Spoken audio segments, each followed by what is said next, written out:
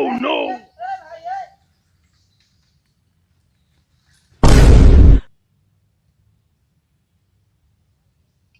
Oh no!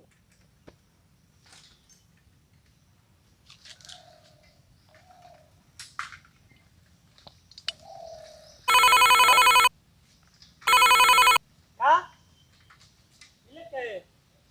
हाँ आवत तनी बानी रघुनाथपुर बाजारिया बच सामान तन ले तनी नेक बा आवा ना हाँ आवा ना मन करता बाजार ना लेबू आवा ढेर दिन हो गइल बा भेंट कइला आवा कहे चल सर बिजी बा Oh no! तू कहाँ करला साला मोबाइल लेके भाग गई आजकल साला भलाई के जमाना नहीं थे अरे माल मोबाइल दे ले रलसिया Oh no! साइकिल बिया नौकर के बेच के दे मोबाइल Oh no!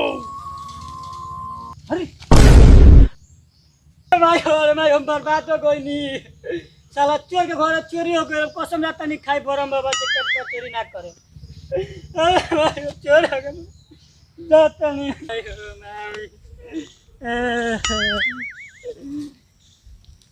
ए बरम बाबा मोबाइल मिलवा दीदी आज के बाद चोरी ना करे अरे मायो मिलवा दी मोबाइल है बरम बाबा चलो मैं मोबाइल ना मिले तो जगह पर द्वार के सामने कपार अपन फोड़ के फटक ध्यान दे दे अरे मायो मोबाइल मिल जाए बरम बाबा दया उठो भक्त, बोले बाबा आज के बाद चोरी नहीं न करबे।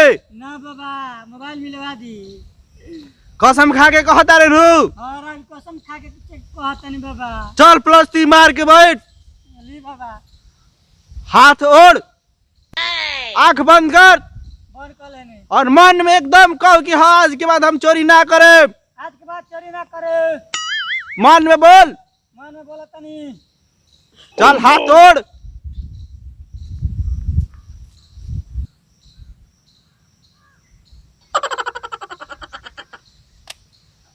अरे अब तो धनी बनी बाबा मोबाइल तो मिल गई आज के बाद चोरी हम ना करे चल ठीक बा, आज के बाद अगर चोरी करबे तो तोर मोबाइल न भूलाई रला, अब सर ते भूला जीवे ना बाबा आज के बाद चोरी ना करे चल उठ जो घरे अपना। जाता नहीं बाबा।